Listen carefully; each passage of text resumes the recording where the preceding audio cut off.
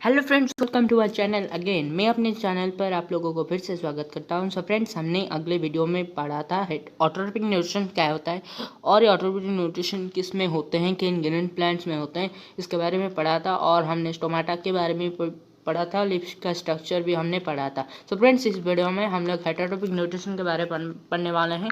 So friends, ये हमारा part number 5 वाला वीडियो है। सो फ्रेंड्स, ये वीडियो को चलिए शुरू करते हैं अभी। सो फ्रेंड्स, हेटेरोटॉपिक न्यूट्रिशन क्या होता है? So what is the definition of the heterotopic nutrition? The process by which the organism depend on the other organisms to prepare their food और to eat food is known as the heterotopic nutrition. इसका मतलब ये होता है कि जो nutrition होते हैं जिनमें और एक ऑर्गेनिज्म जैसे कि लायन दूसरे ऑर्गेनिज्म और एक दूसरे ऑर्गेनिज्म जैसे कि गोट पर अगर डिपेंड करता हो, इसको हेटेरोटॉपिक न्यूट्रिशन बोला जाता है। क्योंकि इन न्यूट्रिशन में वो अपने क्या फूड को खुद प्रिपेयर नहीं कर सकते हैं। तो फ्रेंड्स, चलिए हम आगे बढ़ते हैं। यहाँ पर ये बताया गया है कि देखिए यहाँ पर each organism is adapted to its environment. इसका मतलब ये होता है हर एक जो ऑर्गेनिज्म होता है वो अपने अपने एनवायरनमेंट से अटैच होता है, अडेप्टेड होता है। The form of nutrition differs depending on the type and availability of food material as well as it is obtained by the organism। मतलब ये होता है कि द फॉर्म ऑफ न्यूट्रिशन जो होता है या फिर जो हेटेरोटॉपिक फॉर्म ऑफ न्यूट्रिशन होता है और फिर जो फॉर्म ऑफ न्यूट्रिशन होते हैं वो किस पर डिपेंड करते हैं? Efforts depending on the type of availability of food material as well as how it is obtain by the organism. इस लाइन का ये मीनिंग होता है कि फ्रेंड्स, ये जो न्यूट्रिशन होता है वो depending on the full availability, food कैसे अवेलेबल होता है, किस तरह से अवेलेबल होता है, कहाँ से अवेलेबल होता है, किस सोर्स से आता है, इन्हीं सब चीज़ों पर डिपेंड करता है। और ये जो ऑर्गेनिज्म होता है उस ऑर्गेनिज्म के द्वारा किस तरीके से कंज्यूम किया जाता है और ऑब्टेन किया जाता है, इस पर भी डिपेंड करता है। For example, whether the food source is stationary such as grass or mobile such as a deer। इसका मतलब ये होता है कि ये फूड जो सोर्स होते हैं ये आइदर स्टेशनरी होते हैं, एक जगह पर रहते हैं जैसे कि ग्रास होता है, और मोबाइल होते हैं जो कि घूमते हैं सच एज जो डियर होते हैं। would allow for difference in food in how the food is accessed and what is the nutritive apparatus used by our land। इसका मतलब ये होता है जो ग्रास होते हैं वो स्टेशनरी होते हैं और जो डियर्स होते हैं वो मोबाइल होते हैं जो कि इस तरह एक जगह से दूसरे जगह को ट्रांसफ़र करते हैं, मूव करते हैं। ये क्या करते हैं? वुड अलाउ दिस जो एग्जाम्पल होते हैं फूड सोर्स का, ये क्या करते हैं? This would allow for differences in how the food is accessed and what is the nutritive apparatus used by a cow and a lion। इसका मतलब ये होता है कि ये जो चीज़ होते हैं, ग्रास होता है और जो डियर होता है वो अलग अलग चीज़ होते हैं, स्टेशनरी और मूव होते हैं। ये क्या करते हैं? डिफरेंस क्रिएट करते हैं जो कि बताता है कि ये जो फूड होता है वो किस तरह से एक्सेस होता है और किस तरह के न्यूट्रिटिव सिस्टम अपैरेटस के जरिए से एक्सेस होता है और कौन इसे एक्सेस करता है। There is a range of strategies by which the food is taken in and used by the organism. वहाँ पर एक रेंज होता है, एक तरीका होता है, मीडियम होता है, सोर्स होता है।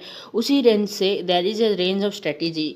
ये जो स्ट्रेटजीज का रेंज होता है उसी रेंज से ही जो फूड होता है वो एक ऑर्गेनिज्म के द्वारा कंज्यूम किया जाता है, टेकन इन होता है। Some organisms break down the food material outside the body and they absorb it। कुछ ऑर्गेनिजम्स होते हैं वो लोग क्या करते हैं? जो फूड ऑर्गेनिज्म होते हैं वो बाहर से ही वो ऑर्गेनिज्म उन्हें ब्रेक डाउन करते हैं और उसके बाद उसे कंज्यूम करते हैं और ऑब्जर्व करते हैं। एग्जाम्पल है फंगी लाइक ब्रेड मोल्ड्स। ये जो फंगी होते हैं उसका एग्जाम्पल जो फंगी के ब्रेड मोल्ड्स होते हैं वो होते हैं, और ईस्ट होते हैं, मशरूम्स भी होते हैं। Other take in whole material and break its down inside their bodies. और जो होते हैं वो लोग क्या करते हैं? वो क्या करते हैं? पहले अपने जो फूड होता है उसको खा जाते हैं, उसके बाद उन्हें अपने बॉडी के अंदर डिवाइड करते हैं, ब्रेक डाउन करते हैं। What can be taken in and broken down depends on the body design and functioning.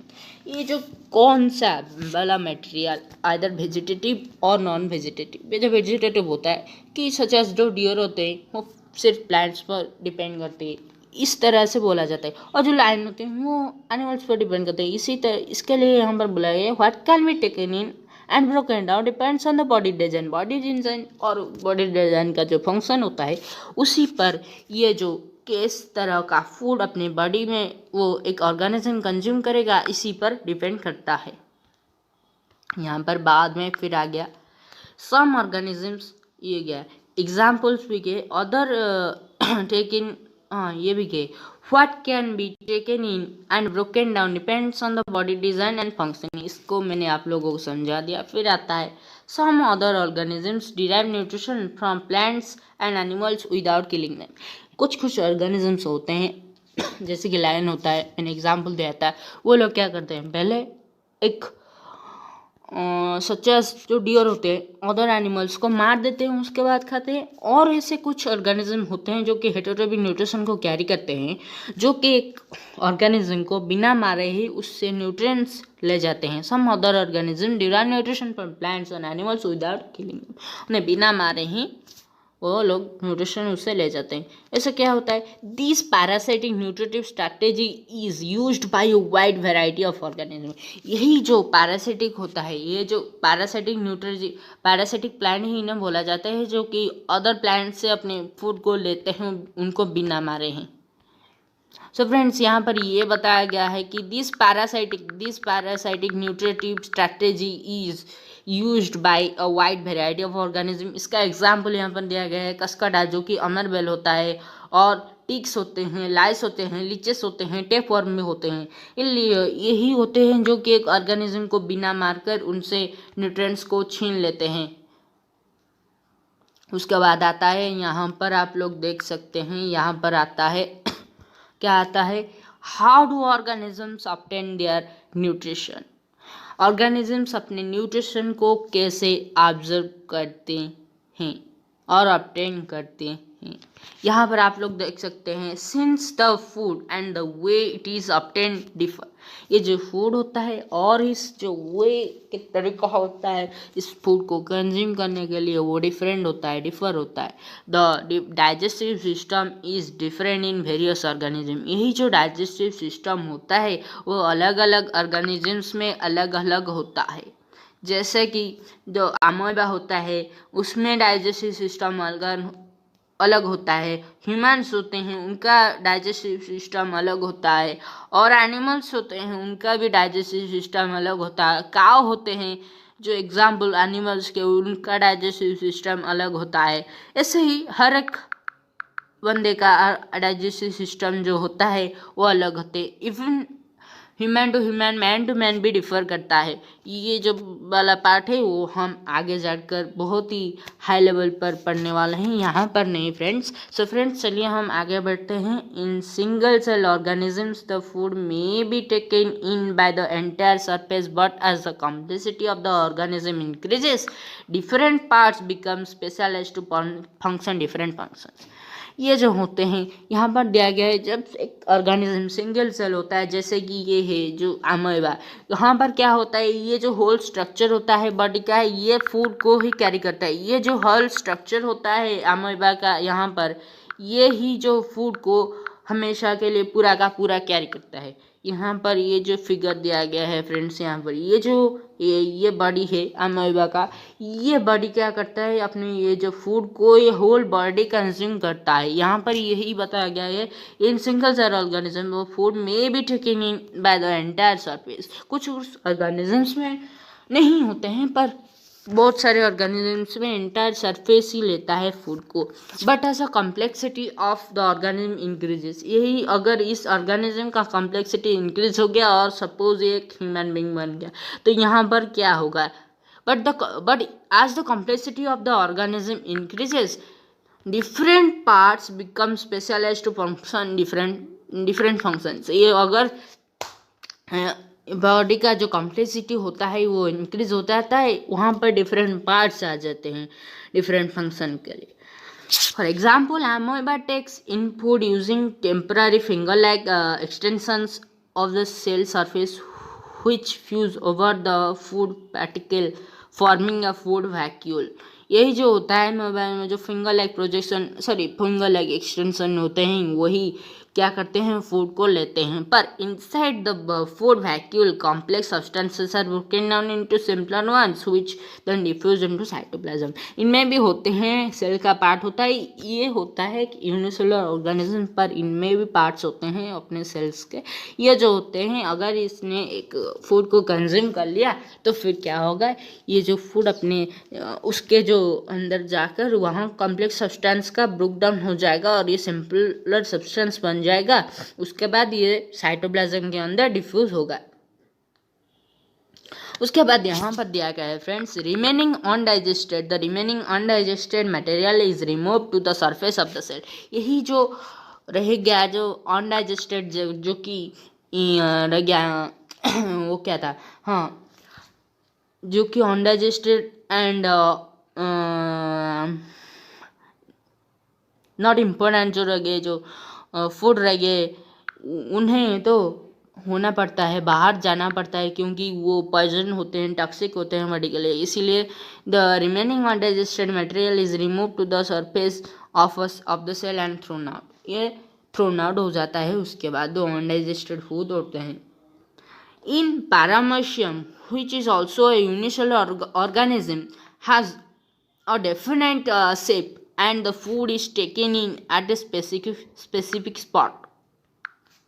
कि ये जो होते हैं ये जो होते हैं अनडाइजेस्टेड फूड, ये थ्रोन आउट होते हैं। उसके बाद पैरामीशियम होता है, वो भी एक यूनिसेलुलर ऑर्गेनिज्म होते हैं। और यहाँ पर क्या होता है, उनमें तो सेल जो होते हैं वो एक डिफरेंट स्ट्रक्चर और शेप में होते हैं, एंड जो फूड होता है वो एक स्पेसिफिक स्पॉट से क्या कंज्यूम किया जाता है। Food is moved to this spot by a movement of cilia which cover the entire surface of the cell। यही होता है, जो फूड होता है वो सिलिया के जरिए से एक पार्ट से दूसरे जगह को मूव होता है इन्हीं सेल्स में। इसके बाद यहाँ पर आप लोग फ्रेंड्स देख सकते हैं, यहाँ पर दिया गया है कि न्यूट्रिशन इन ह्यूमन बींग्स आ गया। ये वाला बहुत ही अच्छा चीज़ होता है। इनमें लॉन्ग क्वेश्चंस आपको आ सकते हैं, पर इस बार आएगा कि नहीं मुझे पता नहीं, पर आपको ज़रूर ये वाला जो बात है याद रखना चाहिए, क्योंकि इस बात को हमने आगे भी अपने प्रीवियस क्लासेस में पढ़ा था। सो फ्रेंड्स, चलिए इस टॉपिक को हम लोग अभी शुरू करते हैं। The alimentary canal is basically a long tube extending from the mouth to the anus. ये एलिमेंटरी कैनाल क्या होता है? एलिमेंटरी कैनाल होता है एक पाइप की तरह लॉन्ग ट्यूब होता है। वो एक्सटेंड कहाँ से करता है? अपने माउथ से अपने जो आनस होता है वहाँ तक एक्सटेंड करता है। We can see the tube has different parts. यही जो ट्यूब होता है, ये जो एलिमेंटरी कैनाल होता है, इसमें डिफरेंट पार्ट्स होते हैं। The various regions are specialised to perform different functions. इनमें जो वेरियस रीजन्स होते हैं उनमें डिफरेंट फंक्शंस होते हैं, मतलब डिफरेंट पार्ट्स जो होते हैं उनका डिफरेंट फंक्शंस होता है। What happens to the food once it enters our body. Suppose ये जो फूड होता है उसका क्या होता है, जबकि ये फूड जो होते हैं हमारे बॉडी में अगर एक बार एंटर कर लिए तो we shall discuss this process here. हम यहाँ पर इस प्रोसेस को डिफाइन करेंगे। सो फ्रेंड्स, यहाँ पर एक दिया गया है एक्टिविटी, इसको मैं अभी डिस्क्राइब नहीं कर सकता, आप लोग इसे घर में पढ़ सकते हैं, पर ये बहुत अच्छा एक्टिविटी होता है। हम यहाँ पर हम आगे बढ़ते हैं फ्रेंड्स। यहाँ पर ये बताया गया है कि we eat various types of food which has to pass through the same digestive tract। यहाँ पर क्या होता है friends,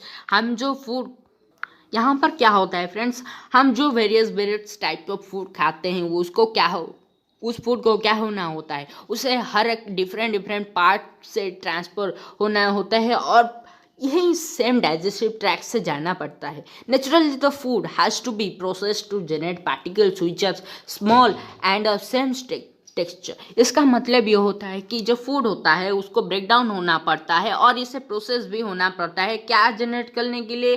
the particles which are small of the same texture. ये सेम टेक्सचर के स्मॉल पार्टिकल्स होना पड़ता है इसे। This is achieved by crossing food with our teeth. यही जो होता है प्रोसेस होता है, उसको क्या होना होता है, ये प्रोसेस को अचीव करना होता है। क्रॉस मतलब चूइंग के जरिए से इस प्रोसेस को अचीव होना होता है, ब्रेकडाउन ऑफ फूड को अचीव होना होता है। Since the leaning of the canal is soft, यही जो कैनाल का जो लीनिंग होता है वो बहुत ही सॉफ्ट होता है, पर the food is also wetted to make its passage move smooth. यहाँ पर ये होता है, जो फूड होता है वो सॉफ्ट होता है लीनिंग कैनल, पर जो फूड होता है उसको भी क्या होना है, वेट होना होता है, सैलिवा जैसे कि स्लिपरी होना होता है। इसके लिए जो फूड होता है उसको पास होने में तकलीफ कोई नहीं होगा हमारे बॉडी के अंदर। उसके बाद when we eat something we like our mouth waters, ये किसके लिए होता है, जब हम कुछ खाते हैं हमारा जो माउथ होता है वो वाटरी होने जैसे लगता है। ये क्यों होता है? This is actually not water but A fluid called saliva secreted bye salivary glands. ये जो सैलिवा होता है वो सैलिवरी ग्लैंड से सीक्रेट होता है, जो कि हम कुछ जब हम देखते हैं और खाते हैं उस समय ये फूड के साथ मिक्स होता है, सो दैट कि जो फूड होता है हमारे बॉडी के अंदर जो पास होने वाला होता है वो फूड स्लिपरी हो जाए और इजीली पास कर सके हमारे बॉडी में एलिमेंटरी कैनाल से। सो फ्रेंड्स, यहाँ पर यह बताया गया है कि another aspect of the food we ingest is its complex nature. ये जो फूड हम खाते हैं उसका और एक भी एस्पेक्ट होता है, और एक मीडियम होता है, और एक सोर्स होता है। वो क्या होता है? वो दरअसल वो कॉम्प्लेक्स नेचर होता है। वो फूड का जो होता है कॉम्प्लेक्स नेचर होता है। यहाँ पर complex nature, if it is to be observe from the alimentary canal, यही फूड को अगर एलिमेंटरी कैनाल से ऑब्जर्व होना होता है तो फिर क्या होगा? It has to be broken down into smaller molecules. अगर ये फूड को एलिमेंटरी कैनाल से ऑब्जर्व होना होता है उसे फिर स्मॉलर मॉलिक्यूल्स में डिवाइड होना पड़ेगा, सो दैट कि डाइजेशन प्रोसेस में कोई तकलीफ नहीं होगा। This is done with the help of biological catalyst called enzymes. पिछले वीडियोस में मैंने बता दिया था कि फ्रेंड्स, आप लोग ये जो एंजाइम का डेफिनेशन है उसको याद कर लीजिए, क्योंकि ये एक बहुत ही इम्पोर्टेंट डेफिनेशन होता है। यही जो एंजाइम्स होते हैं ये बायोकैटलिस्ट जो होते हैं एंजाइम्स जिन्हें बोला जाता है, यही जो small complex nature of food particles को सिंपलर नेचर और स्मॉलर मॉलिक्यूल्स में डिवाइड करने के लिए हेल्प करते हैं। सो फ्रेंड्स, यहाँ पर ये बताया गया है कि the saliva contains an enzyme called salivary amylase. ये बात भी आप लोग याद रख लीजिए कि यही जो होता है सलाइवा होता है वो क्या कंटेन करता है? तो saliva contains an enzyme called salivary enzyme. इस सलाइवा में सैलिवरी एंजाइम होता है, वो क्या करता है? That breaks down starch which is a complex molecule to give simple sugar. ये होता है द सलाइवा होता है जो कि सैलिवरी एमिलेज को क्या करता है? कंज्यूम करता है। उनमें सैलिवरी एंजाइम कंटेंट होते हैं और यही सैलिवरी एंजाइम स्टार्च के ब्रेकडाउन के प्रोसेस में सहायक होता है, which is a complex molecule to give simpler sugar. यही जो कॉम्प्लेक्स मॉलिक्यूल होता है उसको ब्रेक डाउन करके हमें सिंपल शुगर देता है। यहाँ पर फिर से ये आ गया फ्रेंड्स, यहाँ पर आप देख सकते हैं the food is mixed thoroughly with saliva and move around the mouth while it is chewing by muscular tongue। यही होता है, हम जब फूड को क्या करते हैं, the food is mixed saliva. हम जो फूड को च्यू करते हैं, जब हम फूड को च्यूइंग करते हैं उसी समय जो फूड होता है वो क्या होता है? सलाइवा जो होता है उसके साथ थरोली मिक्सड अप हो जाता है, so that it can move around the mouth while chewing. यह हमारे माउथ में मूव कर सके च्यूइंग के वक्त।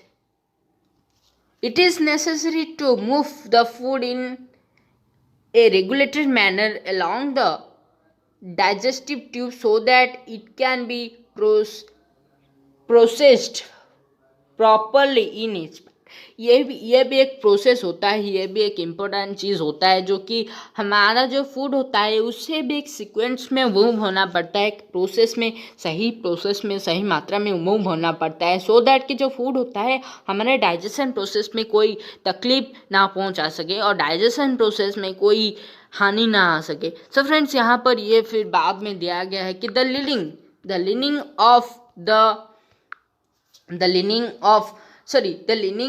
of canal has muscles that contract rhythmically in order to push the food forward। यही होता है जो लिनिंग होता है हमारा जो एलिमेंटरी कैनाल का, उसमें क्या होता है मसल्स जो होते हैं वो कंट्रैक्ट करते हैं एक रिदमिकल फॉर्मेट में, सो दैट कि जो फूड होता है वो पुश हो जाए, आगे जा सके इजीली एंड प्रॉपर मैनर से, करेक्ट प्रोसेस से। सो फ्रेंड्स यहाँ पर बाद में दिया गया है the peristaltic movement occur along the gut. यही होता है जो गट होता है हमारे बॉडी में, ये जो होता है पेरिस्टालिक मूवमेंट, इसे क्या करता है, तो peristaltic movements occur all along the gut. हमारे जो बॉडी का जो फुल प्रोसेस होता है ना, हमारा जो डाइजेस्टिव प्रोसेस होता है, यही प्रोसेस में हर एक जगह पर ये जो मूवमेंट्स को पेरिस्टालिटिक मूवमेंट बोला जाता है। और ये पेरिस्टालिटिक मूवमेंट हर प्रोसेस डाइजेशन के प्रोसेस में होता है। From the mouth, the food is taken to the stomach through the food pipe और ओएसोफेगस। यही जो फूड पाइप होता है जो हमारे फूड को हमारे माउथ से स्टोमक तक लाता है, इसे ही ओएसोफेगस बोला जाता है। फिर से बोल देता हूँ फ्रेंड्स, यही जो फूड पाइप होता है जो कि हमारे जो फूड को हमारे माउथ से स्टोमक तक लाता है, इसे ओएसोफेगस बोला जाता है। इसे याद रख लीजिए। सो फ्रेंड्स यहाँ पर फिर से आता है the stomach is a large organ which expands when food enters it. ये हमारा जो स्टोमक होता है वो एक बड़ा सा ऑर्गन होता है। ये कि नहीं हमारा जो यहाँ पर फिगर में दिया गया है, ये जो स्टोमक है इतना बड़ा है, नहीं, ये स्टोमक हमारा इतना बड़ा हो सकता है, पर इसमें जो मसल्स होते हैं ये बहुत ही कंट्रैक्टिंग और रिलैक्सिंग मसल्स होते हैं। हम यहाँ पर जितने फूड को डालेंगे यहाँ ये कंज्यूम करके रख सकता है।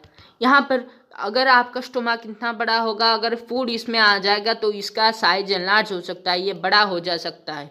यही होता है इन कंट्रैक्टिंग एंड रिलैक्सिंग मसल्स का काम। सो फ्रेंड्स हम आगे बढ़ते हैं। यहाँ पर ये दिया गया है The stomach is a large organ which expands when food enters it. The muscular walls of the stomach help in mixing the food thoroughly with more digestive juice. ये जो होता है, जो मसल्स होते हैं, मस्कुलर वॉल्स होते हैं, यही हेल्प करते हैं फूड को मिक्स होने में डाइजेस्टिव जूसेस के साथ। The digestion in stomach is taken care by gastric glands. यही होता है जो गैस्ट्रिक ग्लैंड्स होते हैं ये डाइजेशन प्रोसेस का ख्याल लेते हैं, डाइजेशन से ख्याल लेते हैं। The digestion in stomach is taken care by the gastric glands present in the wall of the stomach. हमारे जो स्टोमक में जो वॉल्स होते हैं इनके जरिए से ही ये जो स्टोमक डाइजेशन के प्रोसेस को प्रोटेक्ट किया जाता है और हमारे स्टोमक को भी प्रोटेक्ट किया जाता है। यहाँ पर आगे दिया गया friends, this release hydrochloric acid, क्योंकि हमारे जो ग्लैंड्स होते हैं ना वो डिफरेंट एसिड्स प्रोड्यूस करते हैं, और यही जो ग्लैंड्स होते हैं यही फिर से हमारे जो स्टोमक होते हैं और जो डाइजेशन का प्रोसेस होता है उसे प्रोटेक्ट करते हैं। यहाँ पर हम आगे बढ़कर यहाँ पर देखेंगे फ्रेंड्स, यहाँ पर आप लोग देख सकते हैं कि यहाँ पर क्या दिया गया है।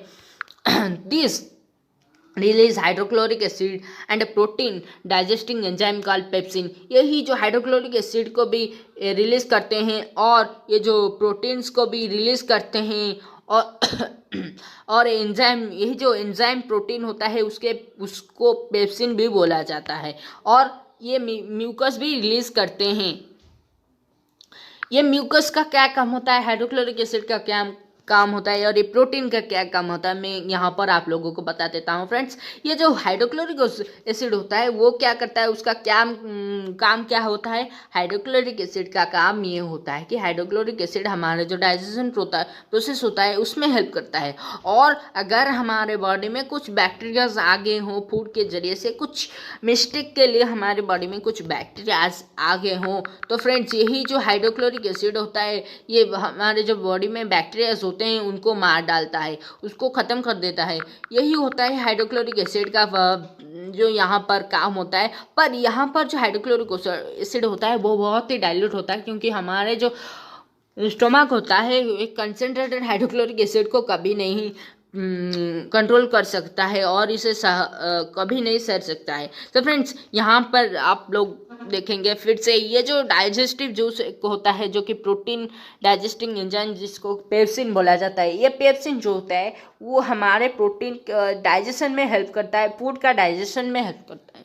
और ये जो म्यूकस होता है, अगर यहाँ पर फ्रेंड्स कई समय पर हमारा जो एसिडिटी हो जाता है, जैसे ही अगर हमारे बॉडी में कोई कुछ समय पर ज़्यादा एसिड का फॉर्मेशन हो गया तो फ्रेंड्स उस समय हमारा जो होता है म्यूकस होता है वो क्या करता है, हमारा जो स्टोमक को एक प्रोटेक्टिव लेयर देकर हाइड्रोक्लोरिक एसिड से प्रोटेक्ट करता है।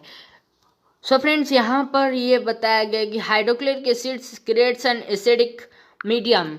Hydrochloric acid creates an acidic medium which facilitates the action of the enzyme pepsin. यही होता है जो एंजाइम पेप्सिन होता है उसके एक्शन को हाइड्रोक्लोरिक एसिड ही फैसिलिटेट करता है। What other functions do you What other functions do you think is served by the acids? और क्या काम होता है एसिड का, मैंने जैसे ही बता दिया उसका ही यही काम होता है, वो डाइजेशन में हेल्प करता है और पेप्सिन को फैसिलिटेट करता है उसका काम, और एक जो बैक्टीरियाज होते हैं उसको भी मार डालता है ये जो हाइड्रोक्लोरिक एसिड होता है। यहाँ पर फिर से the mucus protects the inner lining of the stomach from the action of the acid under normal conditions. मैंने जैसे ही बता दिया यहाँ पर वो ही बताया गया है फ्रेंड्स। ये जो होता है म्यूकस होता है वो हमारे अगर बॉडी में कुछ समय पर अगर कुछ जो डाइजेशन के प्रोसेस के टाइम पर अगर कुछ ज़्यादा एसिड्स का फॉर्मेशन हो गया तो इसे जो म्यूकस कंट्रोल में लाना कंट्रोल नॉर्मल कंडीशन में लाने के लिए हेल्प करता है।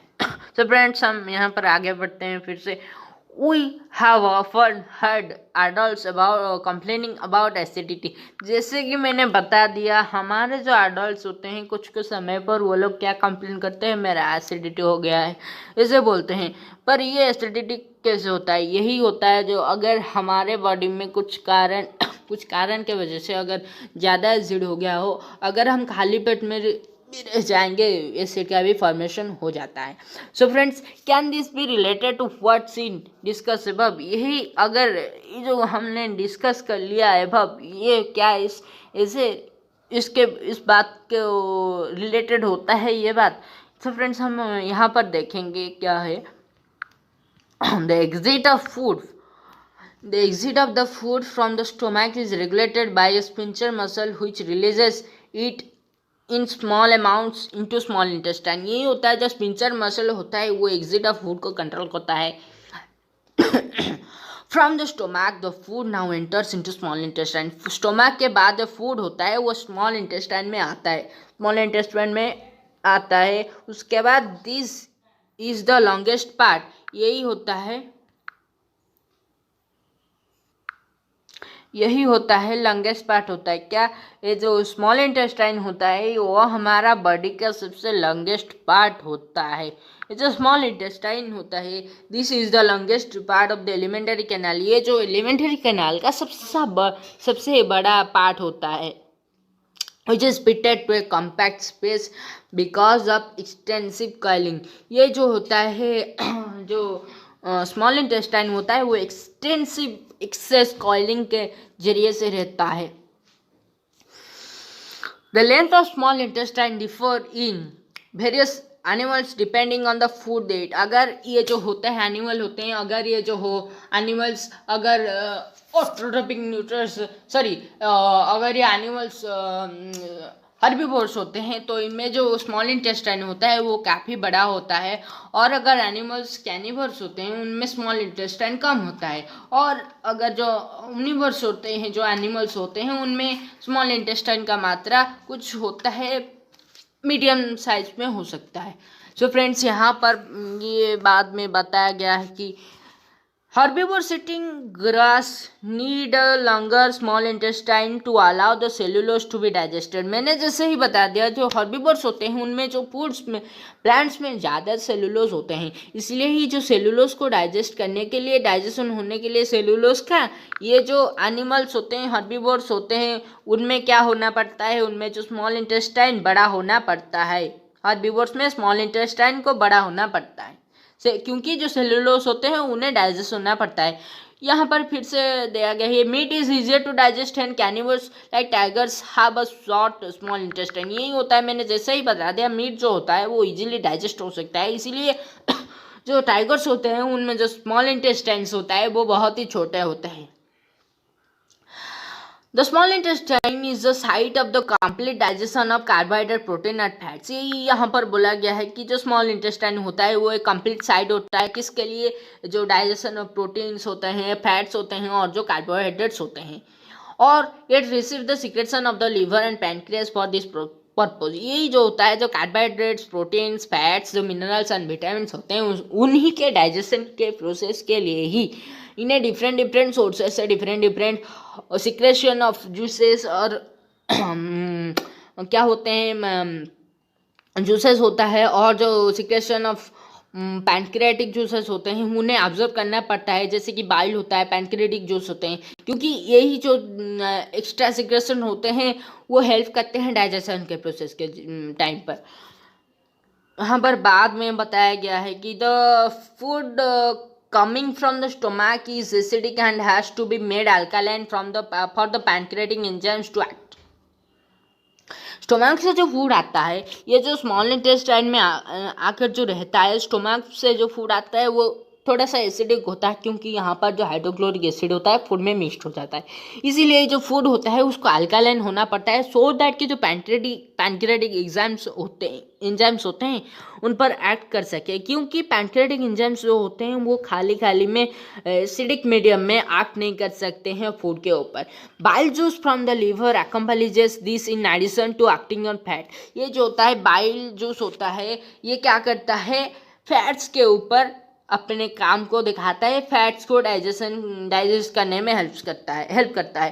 Fats are present in the intestine in the form of large globules which make it difficult for enzymes to act on them. ये जो होता है फैट्स होते हैं उनमें लैग ग्लोब्यूल्स होते हैं जो कि डाइजेस्ट होने में प्रॉब्लम होता है, इसीलिए ही जो बाइल्स होता है, बाइल एंजाइम होता है, उन्हें डाइजेस्ट करने में हेल्प करता है। यहाँ पर यह बताया कि bile salt break them down into smaller Bile salt break them down into smaller globules, increasing the efficiency of enzyme action। यही होता है, जो एंजाइम का जो एक्शन होता है उन्हें जो फैट के डाइजेशन के प्रोसेस से ही जो बाइल सॉल्ट होता है उसको हेल्प करता है फैट को डाइजेस्ट करने के लिए और ब्रेक डाउन करने के लिए। यहाँ पर फिर से बताया गया है कि this is similar to the emulsifying action of soap on dirt that we have learned about in chapter 4। ये जो चैप्टर 4 में हम लोगों ने जो पढ़ा था, जो कि सर्च पर जो डार्ट होता है उस पर हम जब सोप लगाते हैं जैसा होता है, यही एक्ट होता है फैट को डाइजेस्ट करना बाइल जूस के हेल्प से।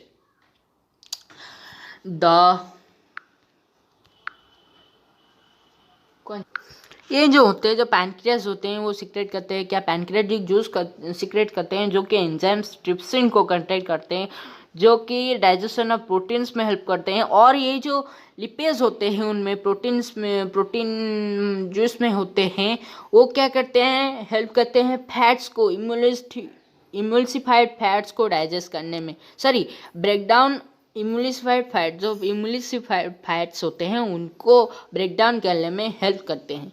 Whilst the walls of small intestine contain glands which intestinal juice, यही होता है जो स्मॉल इंटेस्टाइन्स का जो होता है वाल होता है वो क्या करता है, वो ग्लैंड्स कंटेन करता है जो कि इंटेस्टियल जूस को सिक्रेट करता है और उनको डाइजेस्ट करने में हेल्प करता है।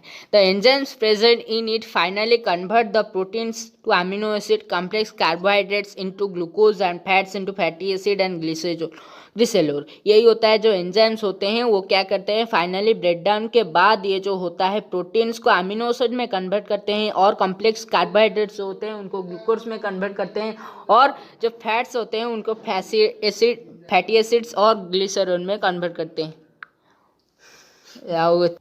सो फ्रेंड्स, यही जो होता है digested food is taken up by the walls of intestine. ये जो होता है डाइजेस्टिव फूड होता है, वो क्या होता है फिर से बाद में वो जो डाइजेस्टिव हमारे जो इंटेस्टाइन में, स्मॉल इंटेस्टाइन में जो वॉल्स होते हैं उनके जरिए से ऑब्जर्व हो जाता है। The inner lining of the small intestine has numerous finger like projections called villi. यही जो होता है, जो हमारा जो स्मॉल इंटेस्टाइन होता है उनमें क्या होता है, उसमें क्या होता है, मिलियंस ऑफ होते हैं फिंगर लाइक प्रोजेक्शन, जिसको भिली बोला जाता है।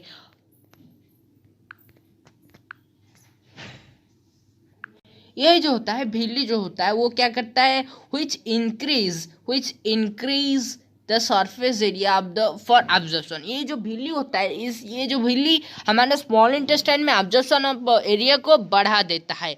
उसके से ही हमारा जो ऑब्जर्वेशन का प्रोसेस स्पीड अप होता है और ऑब्जर्वेशन ज़्यादा हो सकता है। The villi are rich is supplied with blood vessels which take the observe food to each and every cell of the body. यही होता है, जो विलीज होते हैं वो क्या होते हैं, उनमें जो वो ब्लड वेसल से फुली कंटेंट होते हैं और वो क्या करते हैं, which take the observe food, वो ऑब्जर्व फूड को कैरी कर लेते हैं, ऑब्जर्व कर लेते हैं और टू क्या करते हैं, to each and every cell of the body. ये हर एक सेल्स को ये जो ऑब्जर्व फूड के न्यूट्रिएंट्स को ट्रांसफर करते हैं। Where it is utilise for obtaining energy. ये होता है जो ऑब्जर्व फूड से जो न्यूट्रिएंट हमारे बॉडी में एनर्जी के लिए यूटिलाइज होने के लिए एनर्जी के जरिए से काम आता है। The building of new tissues at the end the repair of old tissues, ये भी काम आता है। जो ओल्ड टिश्यूज होते हैं उनको न्यू टिश्यूज में कन्वर्ट करने के लिए, और जो टिश्यूज जो खराब होते हैं उनको unobserved food is sent into the large intestine where its wall absorb more water from its material from this material. ये होता है जो लार्ज इंटेस्टाइन में कुछ और ऑब्जर्वेशन जो बाकी रह जाते हैं स्मॉल इंटेस्टाइन में वही होते हैं, जैसे कि the unobserve food is sent into the large intestine. ये होता है जो अनऑब्जर्व फूड होता है वो लार्ज इंटेस्टाइन को सेंड छोड़ दिया जाता है। उसके बाद वहाँ पर जो वाल्स होते हैं वो क्या करते हैं, वाल होते हैं वो ऑब्जर्व करते हैं, वाटर को ऑब्जर्व करते हैं इसी मटेरियल से जो अनऑब्जर्व सोर्सेस रह जाते हैं। The unobserve food is sent into the large intestine where its wall observe more water from this material. यही जो अनऑब्जर्व फूड से वो जो अनऑब्जर्व चीज रह जाते हैं, ये जो लार्ज इंटेस्टाइन का वॉल होता है उन्हें ही ऑब्जर्व कर देता है। उसके बाद यहाँ पर दिया गया है friends, the rest of the material is removed from the body by the anus. By the anus इसका मतलब होता है जो रेस्ट ऑफ द मटेरियल जो कि टॉक्सिक सब्सटेंसेस रह गए और वेस्ट मटेरियल्स रह गए, अनडाइजेस्टेड सब्सटेंस रह गए जो कि हमारे बॉडी के लिए जो कोई ज़रूरतमंद नहीं होते हैं, उसी को वो क्या होता है अनस के जरिए से हमारे बॉडी से एग्जिट हो जाता है। The exit of this material is regulated by the anal splinter. यही होता है एनल स्प्लिंटर जो होता है हमारे बॉडी में, यह क्या करता है, हमारा जो होता है वेस्ट मटेरियल के एग्जिट को रेगुलेट करता है। सो फ्रेंड्स, यह था हमारा आज का वीडियो। सो फ्रेंड्स, अगर ये वीडियो आप लोगों को अच्छा लगा हो तो हमारे चैनल को सब्सक्राइब जरूर करें और इस वीडियो को लाइक जरूर करें। सो फ्रेंड्स, ऐसे ही मैं आप लोगों के लिए वीडियो करता रहूँगा। So friends, bye bye and take care and thank you for watching this video.